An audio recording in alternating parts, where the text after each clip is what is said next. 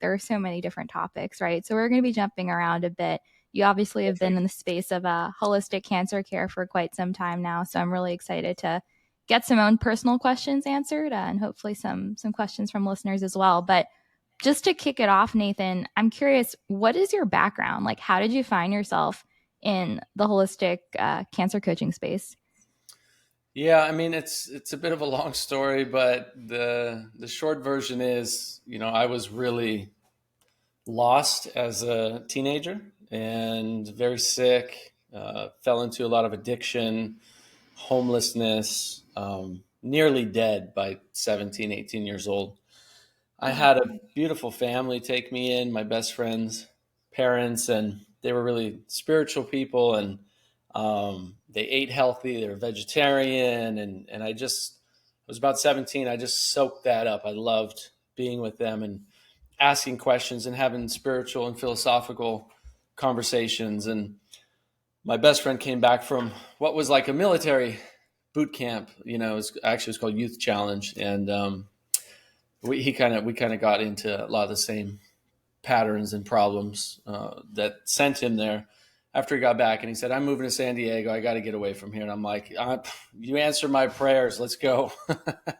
And so at 18, this was 2005, left to San Diego and really started my life over and started meditating and going to the gym and learning about health and writing and just trying to transform my life to know what it was like to be a good person. I hadn't really known that. I mean, since I was 9 years old. I mean, I was smoking cigarettes and 12 years old drinking alcohol, and I in Well, and out of jail and homelessness and drug abuse and fights and violence. And that's all I knew basically from the time, generally we don't remember very much before we're 7 or 8 years old. The brain is basically in a hypnotic trance state that whole time. It's in a theta state as yeah. we're, developing our subconscious, as Bruce Lipton and other neuroscientists talk about. And so from the point of like consciousness to young adulthood, it was like, that's all I knew. I didn't know there was another way to live. And so it was like all this weight that was lifted off my shoulders. It was an incredible experience. I was more high being sober for the first time than I had been on all the stuff I'd been using up to that point. But Wow. it wasn't easy. And kind of my health and personal transformation wasn't overnight. It was, two steps forward, one step back, two steps forward, one step back. So it was a struggle, but I'd make progress, struggle, make progress.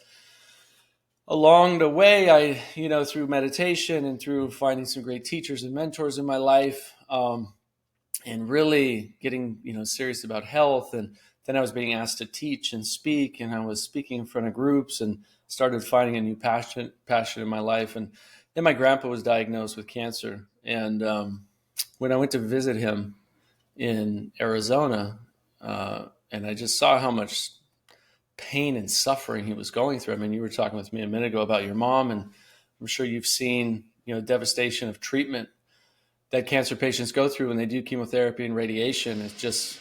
destroys their immune system, and the vomiting and the sickness and the brain fog and the fatigue and, all the pain and suffering that comes from that treatment. That's what I saw, what my grandpa was going through. And I knew there had to be a better way. I just didn't have the tools at my resources. I didn't have those resources then. I didn't have that knowledge then. I didn't know anything about cancer. Like most people, most people don't know anything about cancer, what causes it, how our bodies make it, what we can do about it.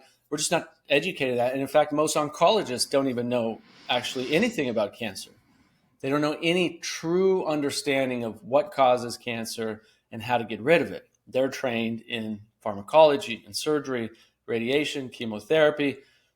They're doing the best they can with what they have, but they really are not trained in the underlying causes of cancer, the cellular metabolism that causes cancer to proliferate, and then how we can actually reverse that, because that's diet and lifestyle and mindset and nutrition. That's holistic medicine that deals Yeah. with the root cause. Our current conventional medical establishment is not trained in root cause medicine, right? So they just don't know what they don't know. And then my grandpa passed away, and that sent me, 2012. I did one of the first online summits about cancer, bringing together top holistic cancer physicians and doctors and cancer conquerors, people who've overcome cancer, and started learning and spreading that with thousands of people. And that eventually turned into documentaries and summits and conferences and magazines and masterclasses and books. And I've been really focused on that since around 2012, really understanding everything I possibly could about cancer,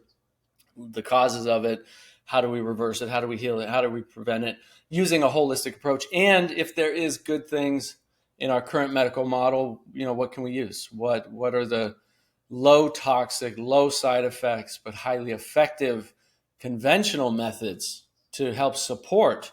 But they'll never cure cancer. Our conventional medicine there will never be a cure. This whole, facade of let's raise billions and billions and billions of dollars for nonprofits that are really focused on drugs. There's never going to be a drug that cures cancer, because cancer is not caused by lack of drugs, right? We don't form cancer in the body because we have a lack of pharmaceuticals in our body. We form cancer because of underlying root causes, and that's what I have researched and discovered. And so I got certified as a holistic cancer coach and have brought on other coaches, and they run our cancer coaching program. And we've, really reached millions of people over the years now, and have had incredible case studies of people going through our programs, going through our documentary series, following my masterclass, following our coaching, have reversed stage 4 cancers, have reversed irreversible cancers, have changed everything about their life and seen their cancer completely go away. So, it's incredible to see that. And what I tell people, they tell us that, thank you, Nathan, you saved my life. And I say, well, no, you saved your life. Like, yes, I'm here to understand the research and to share it and inspire you, but you're the one who has to take action. And if you didn't take action, if you didn't start meditating and practicing Qigong and yoga and change your diet and eat more plant-based and get rid of the toxins and detox and clean your water and clean your air and all these things that you did over the last 2 years, if you didn't actually do the hard work, put in the work to do that, your cancer wouldn't have gone away and your life wouldn't have got better. But the unfortunate thing is it's such a small percentage of people that actually do all that. That's like, if everybody did all that, the cancer rates we would see just plummet, without a doubt. I have no doubt about that. Cancer rates would plummet if they did all the holistic lifestyle things that we teach. The problem is we get busy, we get scared, we rush into treatments we don't know anything about. We look for that magic blue pill that's going to save our life. And I'm telling you, it doesn't exist. There is no magic blue pharmaceutical pill that's ever going to save your life.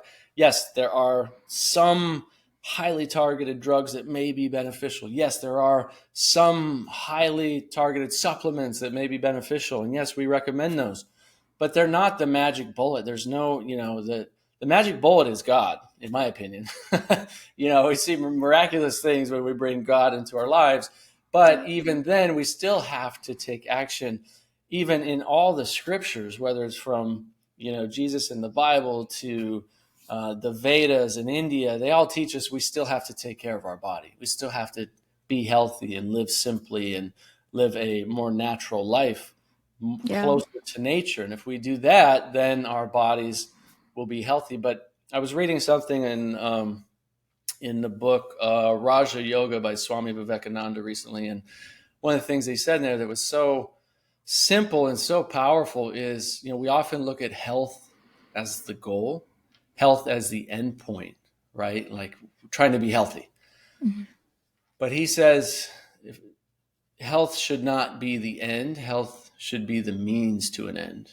The end should be to be one with God, to be our highest spiritual self possible, and to know God and to be one with God.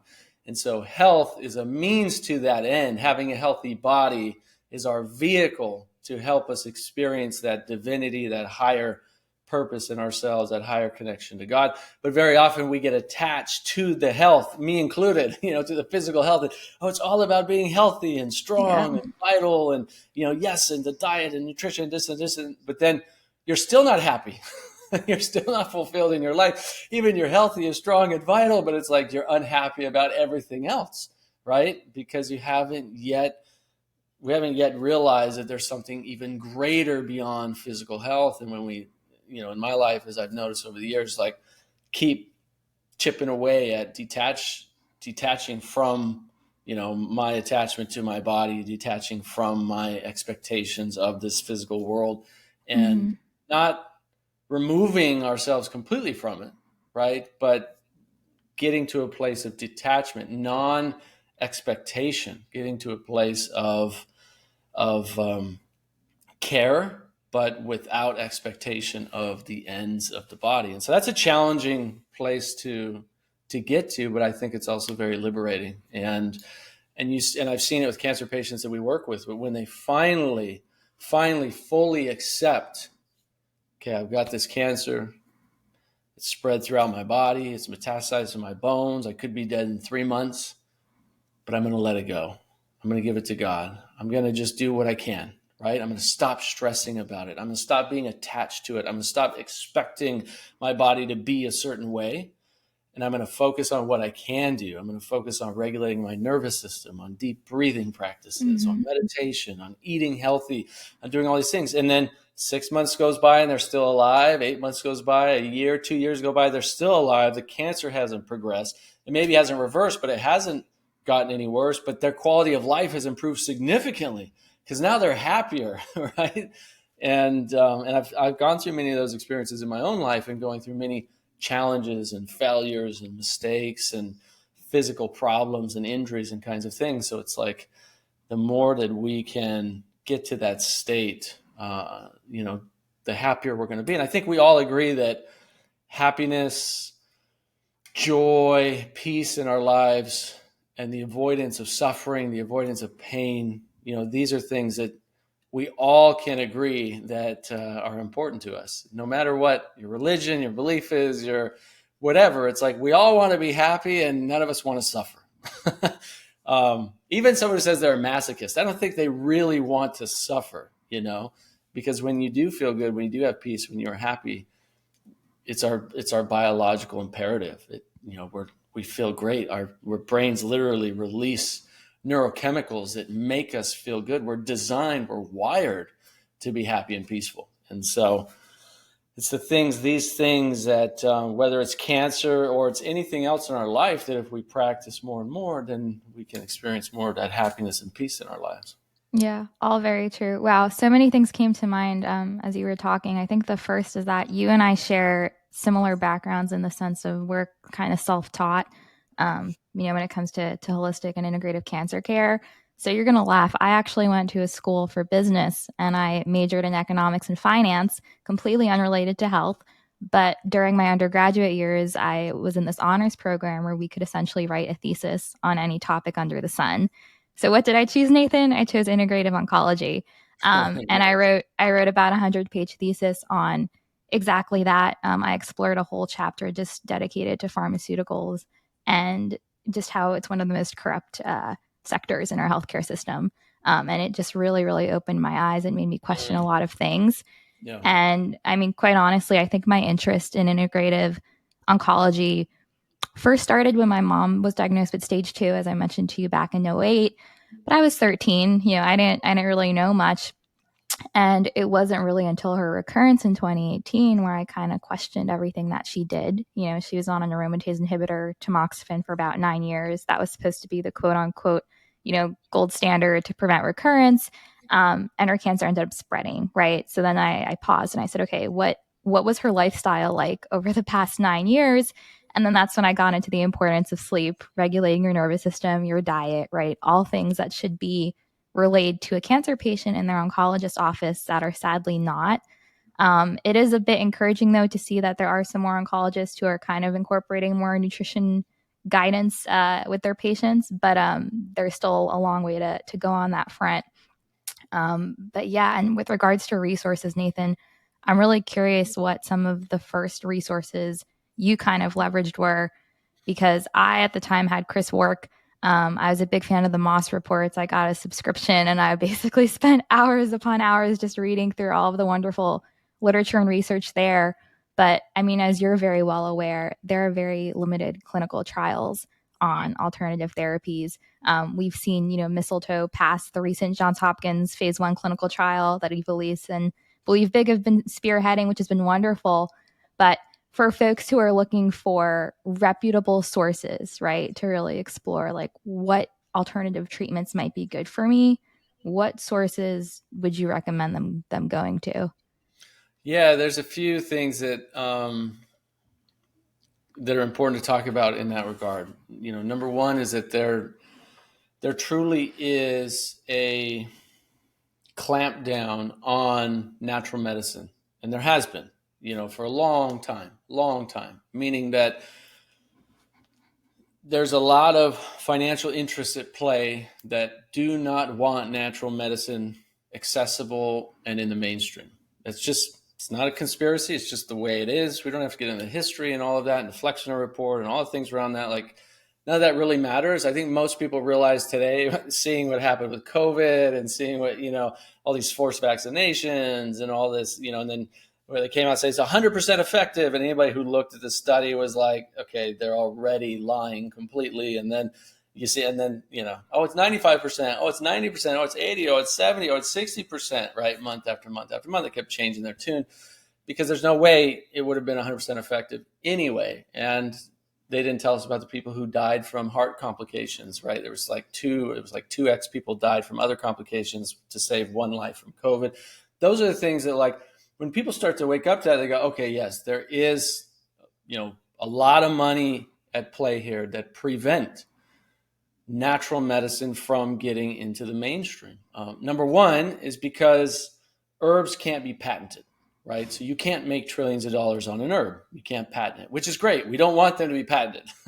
We want them freely accessible and sold to anybody, anywhere at really affordable prices, because herbs and herbal medicine have been the medicine of human beings for literally thousands and thousands and thousands of years, with very little to no side effects and complications when used properly, right?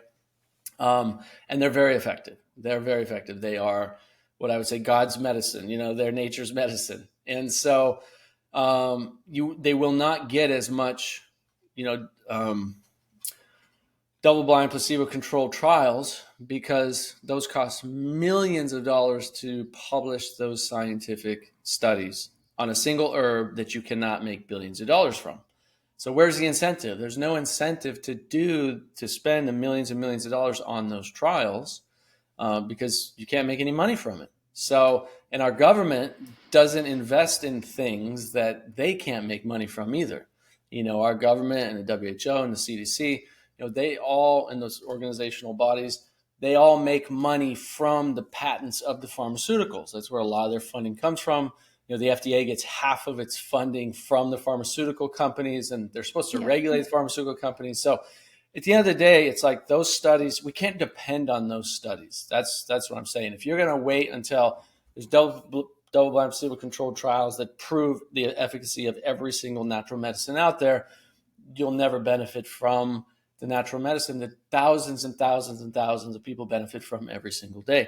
Look, our ancestors already figured this stuff out. Go back to ancient China, traditional Chinese medicine. Through their own scientific approach, they discovered what this herb does for this, and how milk thistle is fantastic for the liver, and how slippery elm is amazing for the gut, and how Ganoderma reishi is amazing for the brain. They already figured all this stuff out. And now go to greenmedinfo.com, which is my friend Sarah G's website, and you can go find all the science we have on natural medicine in its, whether it's, herbs for diabetes or red light therapy for cancer, this or that, all the published science that's there, even if it's, even if it's not placebo controlled, but there are lots and lots of studies. I mean, there's 80,000 abstracts of natural medicine collected at GreenMedInfo. These are abstracts that are in all the peer-reviewed published journals around the world, the top journals. And so, the problem is medical students today in many schools are being told there's no science on natural medicine for disease. And they're being told that it doesn't exist. And I say, well, what about these 80,000 published scientific studies that we have just collected at GreenMedInfo that links right to them? And they're like, oh, our teachers tell us it doesn't exist. It's not true.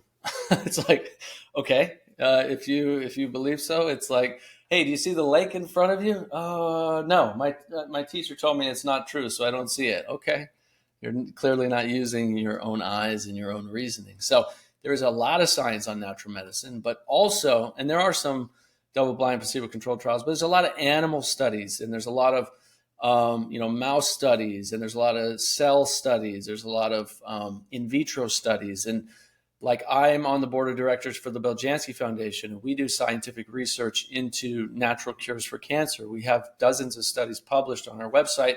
We do a lot of in vitro and in vivo, both in cell, petri dish, and animal studies, showing different plants and how they kill cancer stem cells, how Yep. they stop cancer cells, how they start to regress cancer. Like, we have those studies published on just a handful of plants. I mean, we've studied 6, 7 plants in multiple forms of cancer. Our next Wow. study that's coming up is for prostate cancer. We're publishing one right now on breast cancer stem cells, which Interesting. is amazing, because if you know in the research you've done, there's chemotherapy and radiation do not kill the cancer stem cells. Even if you take out the tumor and then you blast the area with chemotherapy and radiation, which both cause cancer, they're carcinogenic, by the way, but anyway, you blast the cancer with, and you kill the cancer cells as well as the healthy cells. It does not kill cancer stem cells. That's clearly understood in the literature. So the cancer stem cells are like the mother cells. They're going to go out and they're the ones that can metastasize. And that's why, like in your own mother's case, unfortunately, in many people's cases, the cancer often comes back with a vengeance 3 years, 5 years, 8 years, 10 years later, because the cancer stem cells were never addressed. It spread somewhere else in the body. It started to grow and proliferate, and the underlying root cause of that cancer, which was stress or chemicals or toxins or lack of nutrition, DNA damage, mitochondrial damage, has caused the perfect environment for that cancer to thrive. And so what we're studying is different plants and their effectiveness at killing cancer stem cells. And so, like I said, we're studying a handful of plants, but there are thousands and thousands and thousands of plants that have been studied for thousands of years, showing their effectiveness against all these elements that we experience. And what's cool about modern science is that all it's really doing is validating and verifying what our ancient ancestors have figured out from India and China for literally thousands of years. Yep. And our Native Americans here in North America as well have been using natural herbal medicine for centuries and centuries. And whenever there's a study published, it might be a petri dish or it might be a in vitro study, it's literally just confirming what they already figured out through, really, I believe, a stronger connection with spirit, a stronger connection with God, a strong connection with God through the plants, speaking to them. Doug Simons, who I spent a couple of days with in southern New Mexico, he told me he lived for 20 years in the wild, in the desert, on nothing but wild plants, on Wow. nothing but herbs and plants. And he didn't go to school. He didn't study Ayurveda. He didn't study traditional Chinese medicine. Everything he learned on their medicinal capabilities came from what the plants taught him. So how I understand that is he was so in tune with spirit, with nature, with the plants, that they taught him everything he knew about them. And everything that he was teaching others is the same understanding that science has confirmed today about those plants. So there's an underlying connection here that goes much deeper beyond just this material world. I think we all know that. I think we all sense that. We might Yeah. deny it. We might avoid it. We might get too attached to this material to forget that, everything's energy. Everything's quantum. Everything is universal, is God, is beyond just the material. And so we can tap into that when we're looking at what solution is best for me. And what solution. So the other thing is, into your question, how did I learn? I learned by learning from the experts. So interviewing them, asking them questions, meeting with them, learning from the people who overcame cancer. What'd you do? How'd you do it? What'd you eat? How much do you eat? How often do you eat? Did you meditate? How long did you meditate? How many times a day did you meditate? Right? Asking them tons and tons of questions, doing interviews like this with hundreds. I've done 500 or 600 interviews now with the top functional medicine practitioners in the world and dozens and dozens of people who've overcome cancer, diabetes, heart disease, you name it, and just asking all these questions. Eventually, you create a blueprint. Eventually, you create the commonalities, Right. right? And so I learn, number one. Number two, then I read the research. I go and look at the studies. I hear a study, I go and read it. I read about chemotherapy, radiation, its effectiveness on colon cancer. I'll actually read the study. I'll read the studies on, diet and lifestyle, nutrition, herbs, and all those things. So I've read probably thousands of studies by this point. So I do like to look into the science and see what's there and try to understand it. And number three, I experiment. I experiment on myself. So if I tell someone to go do a raw vegan diet, I've already done that for a year. Strict, 100% a raw vegan for a year. If I tell someone to be on a vegetarian diet, I've already done that. If I tell someone ketogenic, I've already done that. If I tell someone to do something, it's because I've heard it from others who've had success. I've read the research on it, if we have any, which we usually do have some research, and then I've experimented with it on myself. And then I share it with others when I've had my own experience. So like, I think you said your mom was on my newsletter. There's 300,000 people on my newsletter, right? And when I recommend supplements or I recommend saunas or I recommend anything, I get to know the company first. I try their products. I research their products. I use them for weeks or months. Then, and only then, if I like them and I think they're high quality and I think they'll actually help people and, I think they're good quality, I've used them personally, then I recommend them to my community.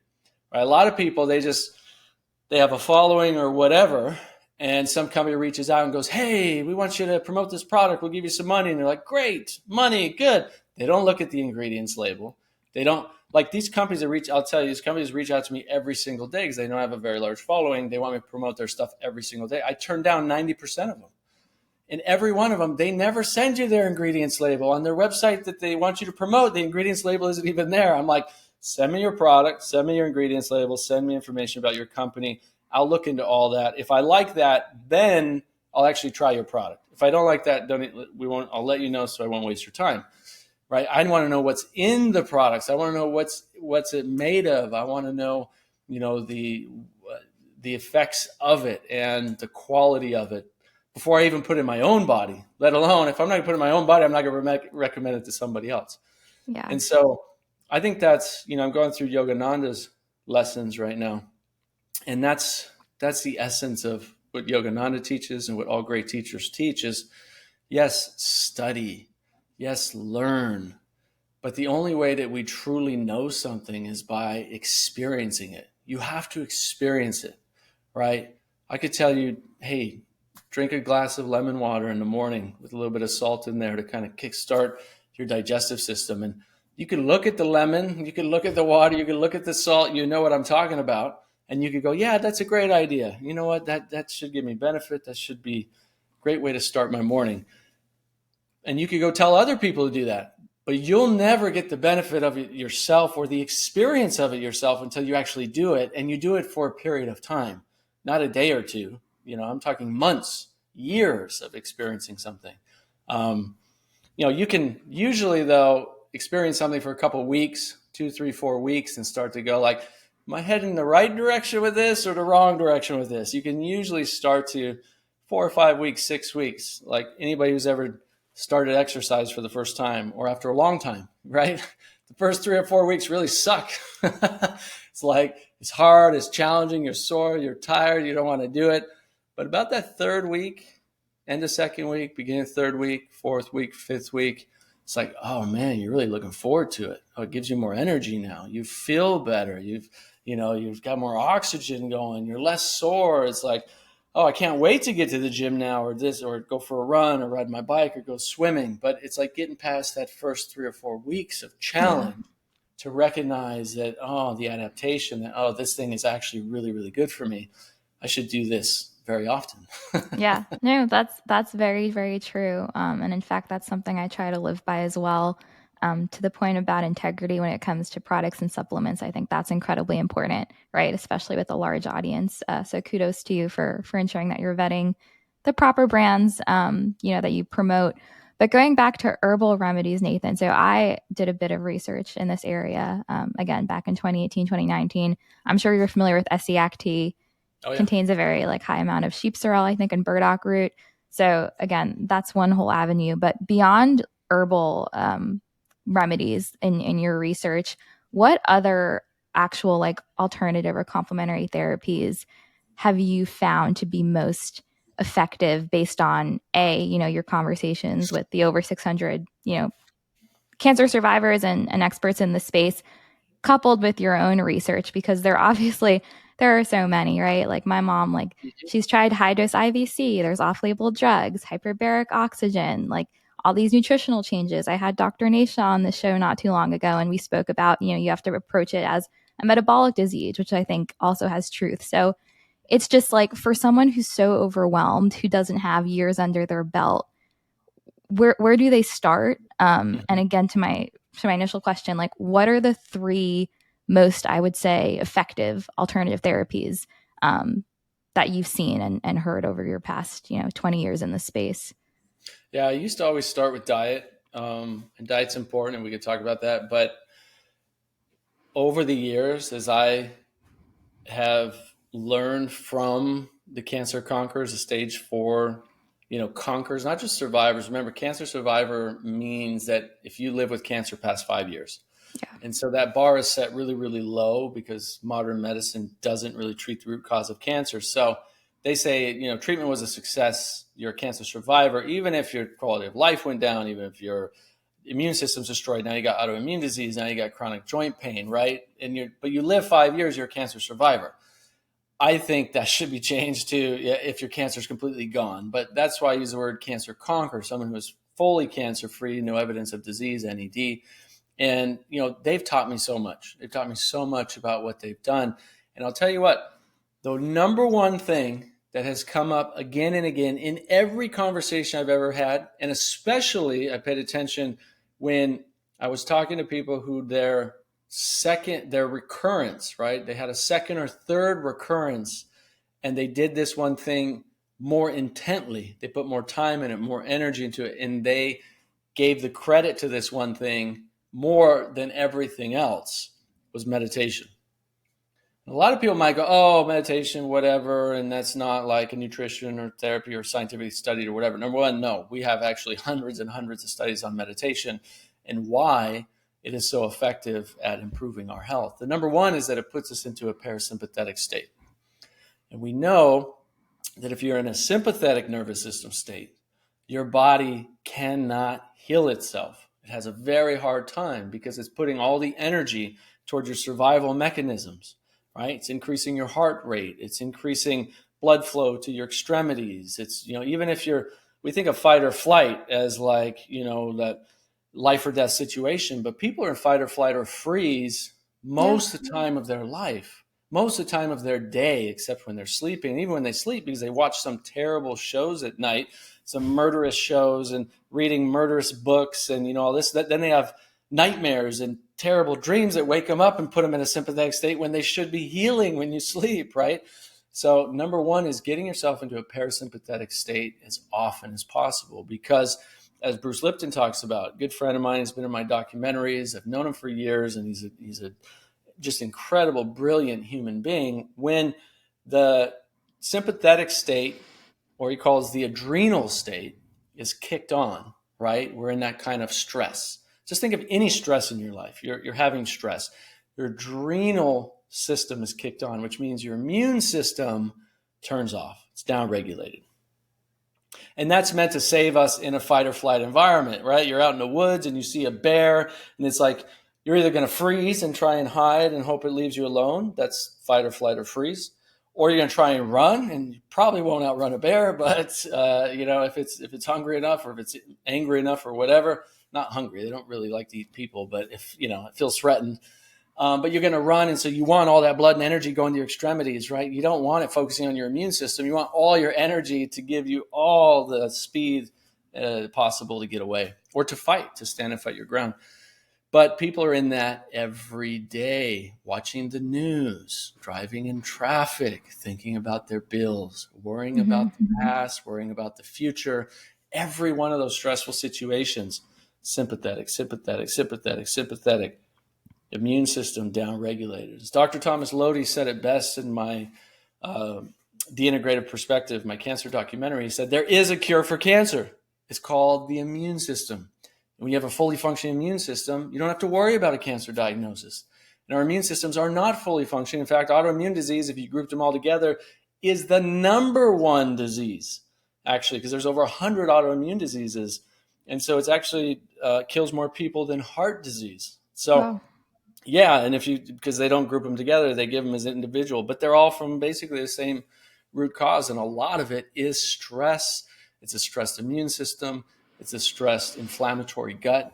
It's opening up barriers in the gut and allowing proteins to slip through. And then our immune system attacks similar looking proteins, which end up looking like our thyroid or our joint tissue or things like that. I mean, that's basically what autoimmune disease is. And so immune system downregulated. Now which means cancer can thrive.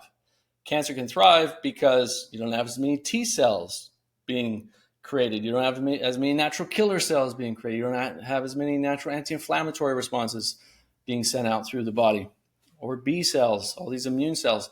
So the opposite is parasympathetic. We want parasympathetic to be raised, which upregulates our immune system. So it calms our nervous system. It activates what I teach in my masterclass and in my book, Becoming Cancer Free, what I call the healer within.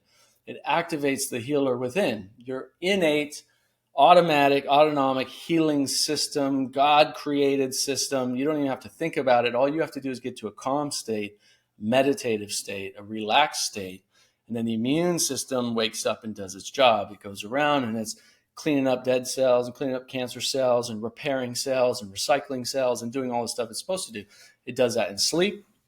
It does it when we're fasting, and it especially fasting past 16 hours in general. So if you do like a 24-hour fast once a week, that's fantastic. If you're doing a water fast once a month, twice a month, there's incredible stories. Dr. Lodi told me about one of his patients. He put him on a 30-day or 40-day water fast. Stage 4 cancer completely went away. That kind of stuff needs to be, Monitored. observed. Yeah, monitored by a doctor. Like I would never tell a cancer patient, "Oh, go fast for 30 days on water by yourself at home." It's risky and dangerous. But if you're at a clinic, and there are water fasting clinics with doctors where you can do that, Yep. and those kinds of things are very powerful. There's a book called The Water of Life. Actually, it's right here. And J.W. Armstrong used to fast his patients, many cancer patients, all kinds of other chronic disease patients, on their own urine. So they would drink all their own urine and any water they want throughout the day. And then within weeks, very often, their diseases were completely gone, right? So it's actually sometimes just giving a break from the body, from all the torrential input that we're putting in, including the stress we're exposed to, the toxins, chemicals, those kinds of things. But meditation is key in creating a practice, a daily practice. Ideally, first thing in the morning when you wake up, do a meditation, 15 minutes, 20 minutes, 30 minutes. Yeah. Elaine Gibson told me, she started meditating twice a day, 1 hour in the morning, 1 hour at night. And that was part of her strategy that put stage 4 cancer in remission. Same thing with Dr. V, Veronique Desanier. She told me the exact same thing. When cancer came back a second time, she knew she was overworked, overstressed. It just created that environment. She started meditating more in the morning and at night. Right now, I do somewhere between a 30-minute to an hour meditation in the mornings, 30 minutes to an hour at night. If you can, even 15 minutes or beyond, the main thing is creating the practice, starting your day that way, ending your day that way. You can listen to guided meditations. Doesn't really matter. Just start a practice. And start meditating. That's number one. Everything else will come secondary to that, because if your immune system is in fight or flight throughout the day, right? Like meditation, what it helps you do is that guy cuts you off in the car, maybe get pissed off for a second, but then because you're learning to control your mind, you're learning to relax yourself, you're learning to control your nervous system, you can get out of that fight or flight instantly. And over time, that thing never doesn't piss you off anymore. Someone can cut in front of me and I'm like, I just bless them. I'm like, I wish you safety. Have a great day. Whereas before, it might be like, you idiot. And I think too, there's also other practices that help stimulate your vagal nerve to help activate your parasympathetic nervous system aside from meditation too, right? So for folks who are constantly looking at screens, the act of just looking up in the distance is one of the best things someone could do, right? Chanting, hot cold therapy, those are again all practices that folks can include beyond meditation to help keep their body in that parasympathetic state? Anything that activates parasympathetic is going to be beneficial. It's just, you asked me like, what are my top three? And the reason meditation and a daily meditation practice is so essential is because of all the, beyond just the parasympathetic, beyond just the vagal tone, it it brings a deeper sense of peace into your entire life, right? So we can do something that activates parasympathetic, and maybe it lasts 5 minutes, 10 minutes, 15, 20 minutes, which is great.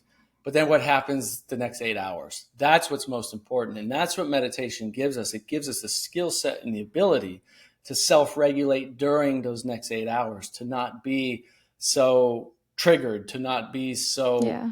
impacted by the stresses around us. And in fact, when something happens, it's that we can respond so much better. And that's what we need. We need that ability to self-regulate our nervous system during the whole day, not just 15 minutes at a time. It Yeah. helps us to do that through the whole day. And then the more we're in that state, the more our immune system is kicked on and doing what it needs to do to fight against the cancer. Absolutely. Yeah, there is a study too. I mean, it wasn't recent. I think it was about 5 or so years ago, but it showed that I think it was 10 minutes of daily meditation had such significant impact that it was measurable on a brain scan after only 8 weeks. So There's a I lot of think studies. there's Yeah, so there's a many, lot of but studies on that. yeah, Exactly. I mean, there's studies on Qigong, for example. Qigong is an ancient Chinese form yep, of meditation, energy healing, chanting. They did studies on specific kind of energy healing Qigong in petri dishes and watched the cancer cells completely be eliminated.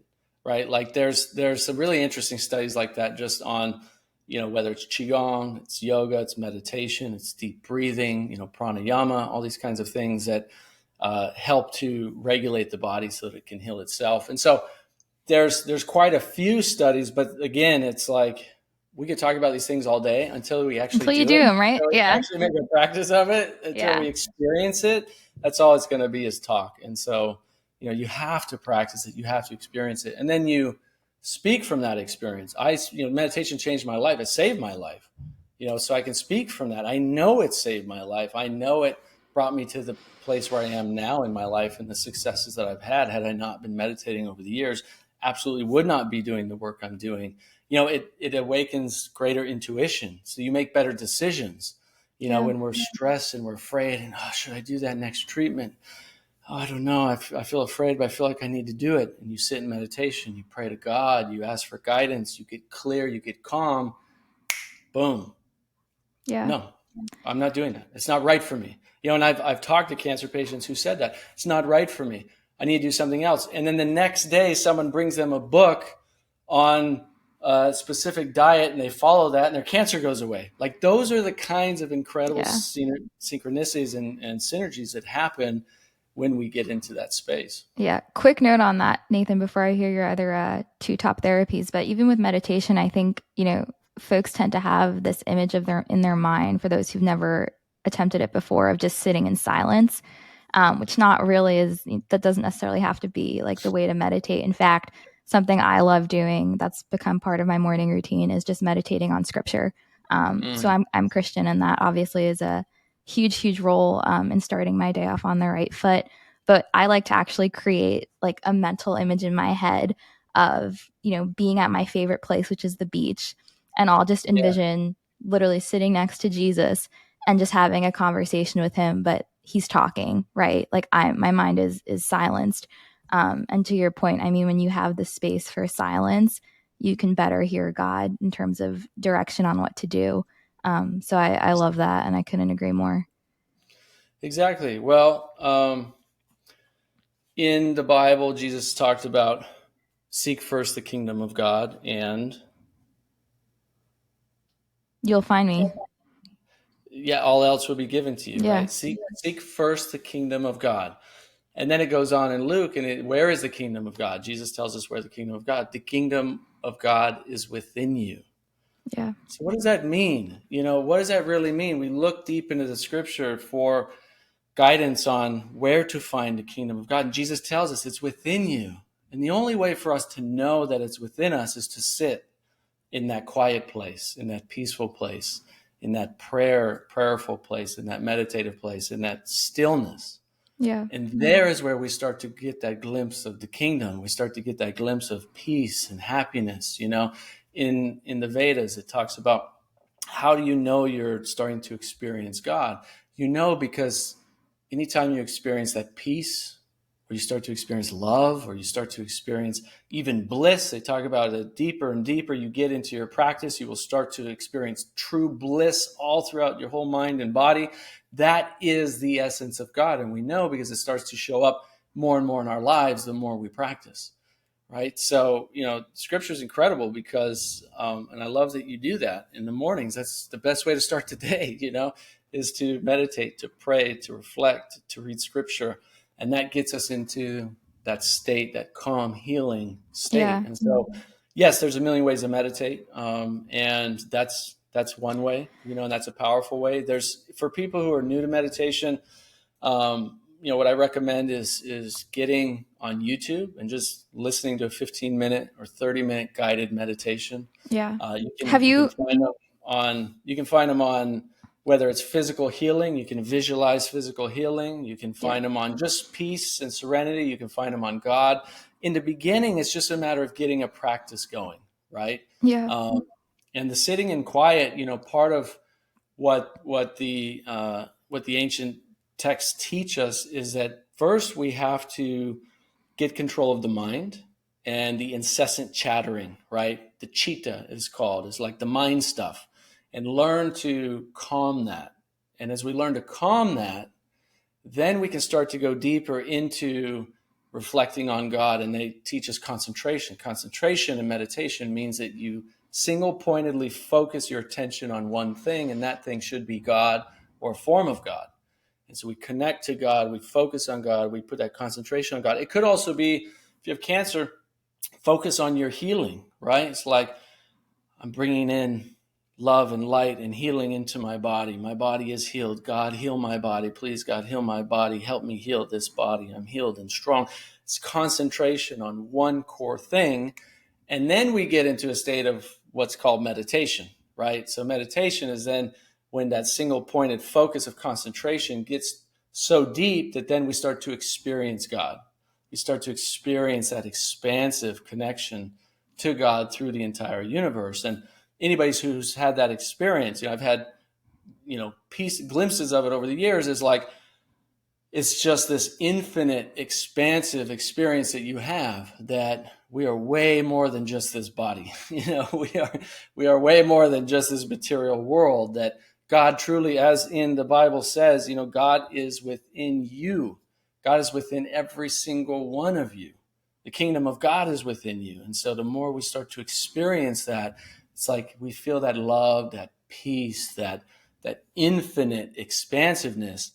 And then the teachings teach us to go even deeper, and that's called samadhi, for example, the bliss of God, the oneness with God. And so anyway, that, this is why we have to start somewhere. We have to, and that's not Yeah. going to happen overnight. It's like, we just have to start with a daily practice. Yeah. The same power that resurrected Christ from the dead lives in us, right? That's key. And you touched on something too, when you said, I am healed. I think a lot of cancer patients today, at least my mom used to talk like this. Now she says it the correct way, but she would say, like, I will be healed, right? And I Right. just remind her, I say, Mom, like, no, you are healed. Like Yes. Jesus says, like, you were healed. It's past, it's already done. And I Exactly. think too many times, we go by what we're feeling, right? Symptom wise. And we let that dictate our belief if we are healed or not, right? And my aunt always reminds me, she's like, there's two things, there's fact and there's truth.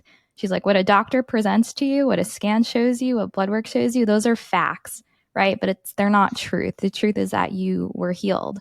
So I think when we can really focus on that and the power of that belief, despite what the doctor is saying, despite what our physical bodies are, experiencing symptom wise, it's so powerful. And that's certainly an area that I've really been diving into over the past few months, Yeah. considering that, yeah, It's it's beautiful. true. Exactly what you said. And I would say that would lead to the second thing, which is, I know it's like, I could talk about technologies and I could talk about, Yeah. herbs, I could talk about so many things, but to me, like, that's 10%. Secondary. Yeah. 20% of it. And a lot of people talk about that all day, every day anyway, Yeah. right? The second thing I would say is your mindset. And you were just talking about that, is how do you see yourself and how do you see your cancer and how do you see your future? And so there have been studies on this where they looked at the commonalities among cancer patients, people who thrived without cancer, who overcame cancer, and people who succumbed, to an early death from cancer. And one of the commonalities, which is actually two that they found, is number one, not accepting your prognosis. So Yep. denying the prognosis, what I call the fake expiration date, denying the fake expiration date. So the doctor says you have 3 months left to live, you have 6 months, you have a year, maybe you have 2 or 3 years. If you do this, if you don't do this, maybe you have a year. Completely denying that, not accepting it, saying, I do not accept that. That is not part of my life. I don't care what you say. This is fake. It's made up. It doesn't apply to me. It doesn't, because it's an average of cancer patients that they know through their clinics, their hospitals, and that's all they know. Some people overcame it in that, right? If you took 1 million people into a single study like that said, if you do our treatments, you have a 70% chance of living past 3 years. Or if you don't do them, you have an 80% chance of dying within 2 years. That's their average. But what about all the people that overcame that? What about all the people who live 10 years? What about all the people They're who not don't have cancer included. any longer? You can't Yeah. average those into a single and then into a single outcome and say, this is you, this is your life. Your life is different. You're going to end up somewhere else outside of that average, right? You could end up in that average, but you're going to end up here or here or here or here or way over here and not deal with it. And not succumb to that. So number one, deny the prognosis. No, I do not accept that. And that's what these cancer conquerors had in common. The second mindset that they had in common when studied was that they accepted their diagnosis. Okay. So we deny the prognosis. We do not accept that. Nope. I'm not going to succumb to that. My life is not a life of average. I'm going to overcome this. And we accept the diagnosis, fully accept the diagnosis. I have this cancer. Yes, it is part of me. I accept it, because very often we go into denial, right? When something bad happens, it's like denial kicks in, and then we can't get to the next stage of grieving, overcoming grieving. We can't get to the next stage of healing until we fully accept it, and we fully accept the responsibility for it. Yeah. It's not God's fault. It's not someone else's fault. It's not even your own fault. It's just, this is what I have right now. I have this cancer going on in my body right now, and I'm going to do everything I can. What I teach cancer patients, what I teach all people, actually, I've been teaching for over a decade, is something I call solution-oriented mindset. SOM, solution-oriented mindset. And that means that we start to focus our mind, concentrate our mind on solutions and not problems. And we can't focus on solutions until we fully accept, okay, this is what's going on. I accept it. Now what? God, guide me, show me the way. Let me take action forward. I'm not going to deny it any longer. I'm not going to condemn anyone any longer. I'm not going to, blame anyone any longer. I'm not even going to blame myself. It might be my own doing. It might be my own unconscious doing, right? Eating poorly, stressed out, lots of toxins. I didn't know what I didn't know.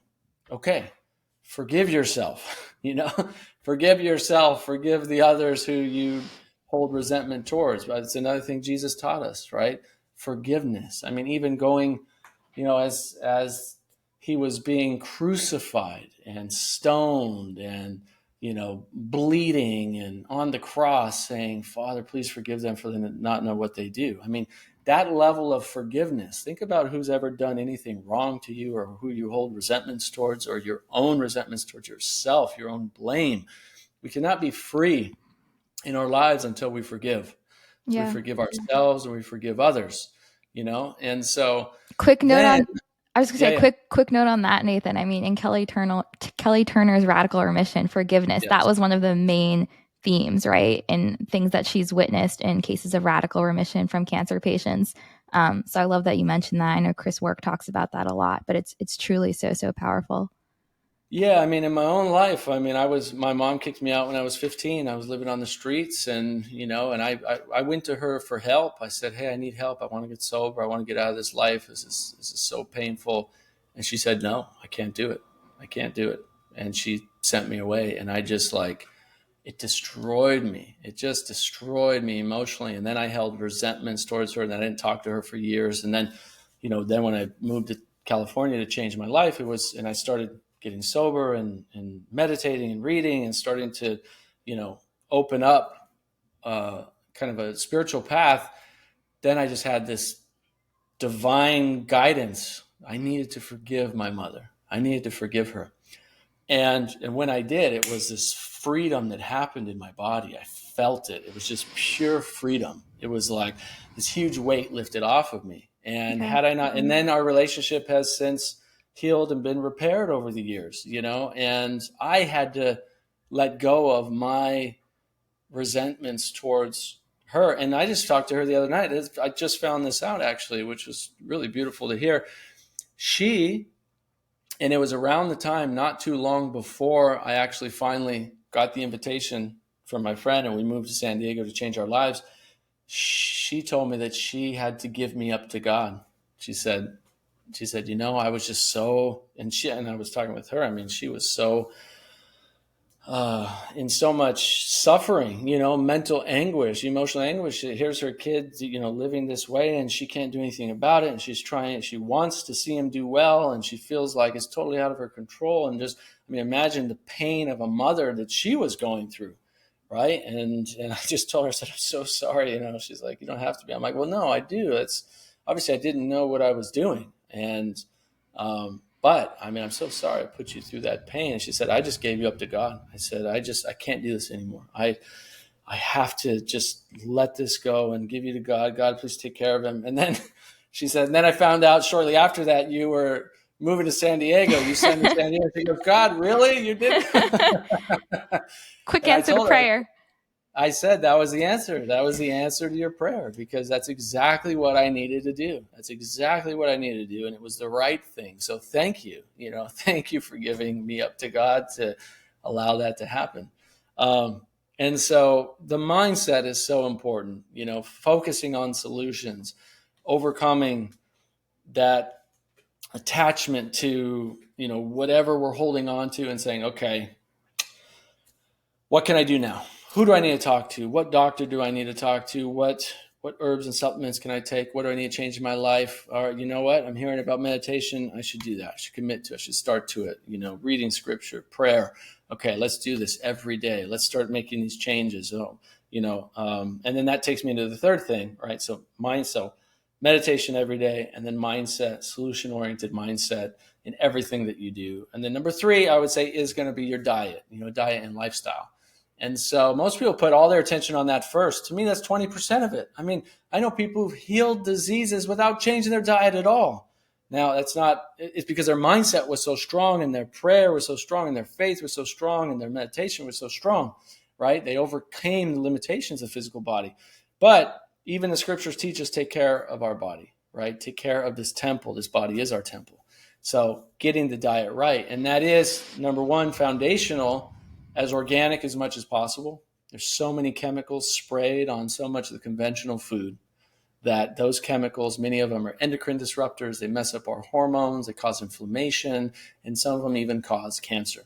So reducing those chemicals as much as possible by eating organic as much as possible. Yes, it's a little more expensive, but when you're eating real foods, which is principle 2 of diet, is eat as much real food as possible, then it's not much more expensive. If you're eating bananas and you're eating real fruits and real berries, you're eating blueberries can be expensive if they're out of season, but you're eating, plenty of vegetables and bok choy and lettuce and kale and all these cruciferous vegetables that are very high in sulforaphane and anti-cancer ingredients and fiber that are going to clean up the gut, right? You're eating the real foods that are living, that come from the earth, that come from God, that come from nature. That's where most of your nutrition should come from. And if you're going down the packaged food aisles, and you're buying organic, that's where it gets really expensive, And so avoid packaged food because it's processed. The further we get away, avoid it to a certain degree. It's like you don't have to avoid 100%, but reduce it reduce the processed sugar, reduce anything processed, and just 80% or more whole foods, you're going to be in the right direction. Just those three alone, or those two, or organic as much as possible, real whole foods as much as possible, and less processed sugar as much as possible. We know cancer thrives on sugar, and no, sugar in fruit is not the same as processed sugar. It's totally different. Sugar in fruit actually has fiber, it has minerals, has water. It doesn't create the insulin response because it's actually it slows down the absorption because of the fiber. It has Yep. antioxidants, anti-cancer molecules, right? Vitamins, all these things that the body needs, amino acids. So when people go, oh, avoid fruit because sugar is in fruit and sugar feeds cancer, it's totally not true at all. And actually, most of the people I've interviewed who reverse stage 4 cancers were eating berries and fruit and a high carbohydrate diet. Yeah. And so you don't have to go ketogenic, as many people teach. You don't have to. That's one approach, but you don't have to avoid these healthy foods when you're eating real whole foods in their Yeah. real natural form, right? And Lots of vegetables. quick note on that too, Nathan. I had Dr. Thomas Seyfried. He was among, I think, one of the first people I had on my show. And as you well know, I mean, he's a proponent of restricting glucose and glutamine as their fuels for cancer. But I think, within his research, just as you pointed out, he isolated the compound. You can't isolate glucose from fruit.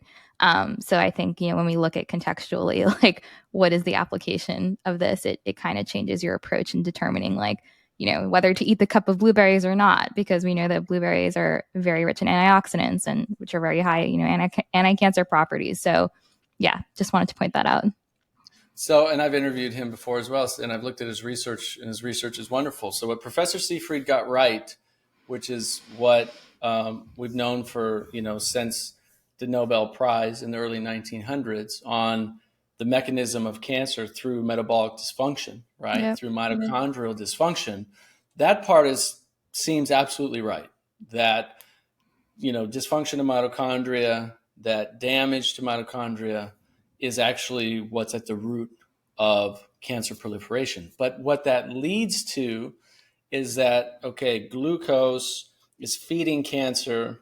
And because glucose is feeding cancer, then we have to eliminate all glucose and the cancer will go away. Well, that doesn't always happen. Okay, so if that were the only case, then why wouldn't all cancer go away? It doesn't always happen. And why is that? It's because, that ketogenic approach, cancer doesn't live in a vacuum, right? It's not like, cancer only thrives on glucose and isn't an entire holistic, almost dysfunction in the body, but I don't like to call it dysfunction because cancer is actually a natural process in the body due to a very specific set of circumstances that we put our body into. Okay. So cancer is actually like keeping us alive. If you think about it, if all those cells died off, maybe our organs would shut down, maybe our body would die if they didn't actually become cancerous, because what they're doing is they're just trying to stay alive. They're very inefficient.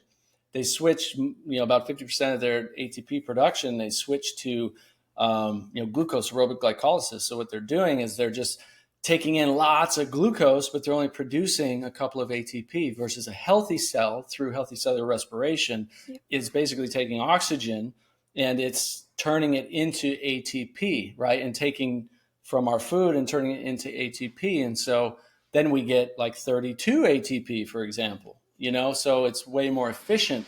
Now cells can become metabolically flexible and they can switch fuel sources, but cancer cells are highly inefficient, but they're still just trying to stay alive. That's all they're trying to do. Yeah. They're trying to stay alive and keep us alive. And when you get a tumor, the benefit of a tumor is it's kind of encapsulated all those cancer cells into one area. The one thing that I don't know, I haven't asked him, I don't know if Professor Seyfried knows or not, but if you actually look at what inside a tumor, what is using majority of the glucose, it's actually not even the cancer cells in that tumor. It's the, if I got it correctly, I believe it's the macrophages in that tumor that are actually using majority of the glucose. So if you have to kind of start looking deeper into things, and then anytime we just try to isolate, like you were just talking about, isolate one mechanism or isolate, and this is what pharmaceuticals do, and that's why pharmaceuticals don't cure things, because it's all Yep. about isolation. If we isolate this one compound that does Or this this one one mechanism mutation. that, Yeah. right, that shuts, Yep. that reduces estrogen in your body, because excess Yeah. estrogen causes breast cancer, which is not totally true at all. Then the cancer will go away. Oh, but why did the cancer come back? And it came back worse with a vengeance, even though you were on tamoxifen and we were reducing the estrogen in your body. That was the cause of cancer, right? Oh no, that's not the cause of cancer. There's deeper causes. There's metabolic dysfunction. There's damage to the mitochondria. There's not enough nutrition coming in. There's too Yeah. much stress going on. So that's Nathan, why. sorry, I just had just a quick question. I've always wanted to ask this because it's always been in the back of my mind. But I mean, you and I are big proponents of integrative medicine and all these alternative therapies and all, healthy practices, which I think everyone should be abiding by. But what about the folks who like aren't exposed to any of this, who go the conventional route? Like I have someone in my family, for example, who had a mastectomy, had full dose chemotherapy, and it's been 20 years and she's fine, and she like has not changed her diet or her lifestyle or anything, and like god willing like she will be fine. But like how do you explain cases like that? Yeah, so there's a lot of different explanations for different cases, right? And so in her case, I don't know. But what I've seen, unfortunately, is very often the cancer comes back or something else happens, Mm-hmm. right? Someone goes, oh, my grandmother she smoked cigarettes and drank alcohol and did all this and ate fried food and stuff until she was 80. And I go, yeah, but what were the last 5 years of her life? Oh, they were terrible. She was in hospice. She had, renal failure, like all this, like came and hit with a vengeance. And really, what was their quality of life? Do you know? Do you really know? Did they live in Mm-hmm. pain all the time? Did they have digestive issues? I mean, remember, even generations now, even people today aren't comfortable talking about what they really feel inside. They'll post on Instagram how great they look, but you find out 10 years later by their story, Mm-hmm. yeah, I looked great. I showed the world that I looked amazing. I had abs and I had this healthy looking strong body, but I was dying inside. I had gut issues and pain and my joints hurt and I was depressed, right? You hear all these stories of that same thing. So is that going on as well? Is that person actually dying inside? You don't know Yeah. unless you really, really get to know them and they're willing to be vulnerable and share with you, number one. Number two is, I do think genetics can play a role. Genetics can play a role in, how deeply you get affected by something, right? How deeply some chemical or toxin or food affects you or someone else. Like my body's had trouble with corn for years, and it took me a long time to figure that out. And I was getting sick, pretty often with these kind of allergy symptoms.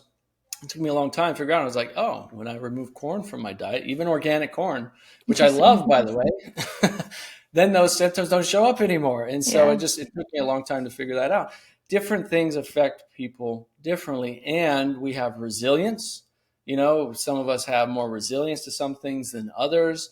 I can tell you, my grandpa, he ate fried chicken and smoked cigarettes and drank hard alcohol every day of his life, and he lived to his late 70s. But the last few years of his life, I would not wish upon any human being. Nobody should go through that much suffering, the physical suffering that he went through. And he still died, lay there in hospice, drinking alcohol and smoking cigarettes and eating fried chicken. People go, oh, I'll do what I want because, what's the point anyway? I might as well have fun. I'll tell you what, life is way more fun and way more enjoyable when you're actually feeling good and healthy, Yeah. and the food that you think tastes bad, the vegetables and, beans and real whole foods that you think taste bad. Actually, when you cut out the processed food and the highly palatable foods and the highly processed sugars, all those foods actually start to taste good. A carrot actually Yeah. tastes really sweet. Celery, has a sweet crispness to it, like lettuce, like all these kinds of foods that, because we have trained our brains to expect everything to be so sweet because everything has sugar in it now, right? And even they're trying to get away from hiding sugar by putting all these processed sugars in it. So they say it's no sugar, but it's still super sweet. Yeah. We go and eat some real vegetables from the earth and we're like, oh, it tastes terrible. But after a few weeks or a few months of that, all of a sudden your brain's like, oh, actually this tastes really good. And I feel good doing Yeah. it, you know? Yeah. So it's going And to be different for everybody in terms of what the outcomes look like. But the majority, what I can tell you, the majority, look at what's happening. right? Cancer's at almost 50% of Americans, like crazy, right? 33% of women, 50% of men, and it's increasing every year. We have 10 million people dying around the world with cancer right now. Autoimmune diseases exploded to the highest it's ever been. Diabetes exploded to the highest it's ever been. Heart disease exploded to the highest it's ever been. More and more people are diagnosed with these diseases that are preventable. Most of them are primarily preventable, right? We could prevent 95% or more of these diseases just by mindset, diet, and lifestyle alone. Yeah. Right. Some things, yeah, you come into the world, you got dealt a bad hand of cards.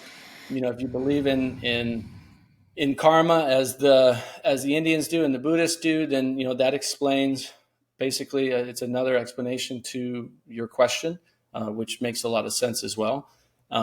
But people go, why are kids born with cancer then? We know from the EWG, the study that was done on the placentas, right, on the umbilical cords, that the chemicals and toxins that the mother's taking in through the chemicals that are in the water, in the air, in the food, it passes into the umbilical cord, into the child. So we know that the child is not shielded from the chemicals that we used to think. Doctors used to think, the baby's shielded by the umbilical cord from those chemicals entering in the placenta. Not true. Those chemicals go right into the baby.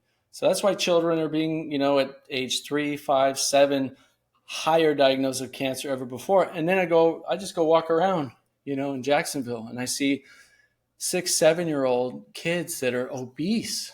Why? Because they're eating, their whole diet is potato chips and Funyuns and fake food, processed food. They don't have real food. And all you can do is feel very sad for them, because they don't know any different. And their parents are just giving them all that toxic food, leading to diabetes, prediabetes, cancer, right? Yeah. Parents don't really know either. You can't judge them, but it's up to each one of us to awaken to simple, clean diet, simple, clean lifestyle, exercise, make sure we're meditating, praying, reading good, positive, spiritual teachings, and then having that solution-oriented mindset. If you do those 3 things and you get really serious about it and bring it to your everyday life, cancer's not going to have a chance. Yeah. I love that, Nathan. And I mean, bringing it back to our, where we first started, our conversations come full circle. It's about being a steward of your own body, right? So I think that's really important. And again, I mean, the mission of Well and Strong is to encourage my readers and my followers to be advocates of their own health. How do you do that? You become educated. And I try to, encourage folks to become educated without instilling a sense of fear mongering that I feel like a lot of folks have started to do now, which is kind of sad because I mean, it's not kind of sad, it's very sad, but I think they do that with the intent to gain more followers, right? So I think the way you convey information is also very, very important. So there are small steps everyone can take. To your point about purchasing organic foods, it might be more expensive, but there's loopholes, right? You can go to your nearby farmer's market. You could shop at Costco's. So I think there's always a way to do something if you really want to do it, right? And start looking at the opportunities rather than the obstacles. So I love that. I could chat with you for hours, Nathan, but I do want to be conscious of your time. So I will have to have you back on at some point. But with that, where can listeners find you? Yeah, thank you for that. Thanks for having me on. Thanks for doing this podcast, by the way. It was wonderful talking with you as well, and be happy to come back on in the future. I give my book away. I have a best-selling book, Becoming Cancer Free. I just give it away to anybody who wants to download it for free. They can get that at becomingcancerfree.com if you want to go deeper into the cancer-specific topics. And then people can just go to my website, nathancrane.com. You can join my newsletter there, and I send out evidence-based information, experiential information, as we talked about, every day and every week, whether it's supplements, it's practices, it's teachings, it's summits, it's events, it's different things I'm a part of. And it's a great place for people to connect with me there. Awesome. I will be including the links to all of those in the show notes. And my last question for you, Nathan, and this is my favorite one to ask, and that is, what does being well and strong mean to you? Oh, I love it. Yeah, I love the name of your podcast, by the way. That's awesome. Thank you.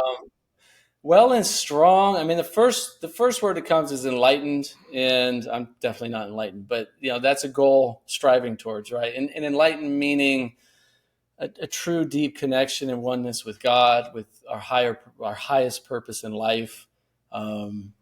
A flexible, mobile, strong, vital, physical body, a open heart that's compassionate, that cares about all living beings, that really tries to show up in the world and be a positive force for others.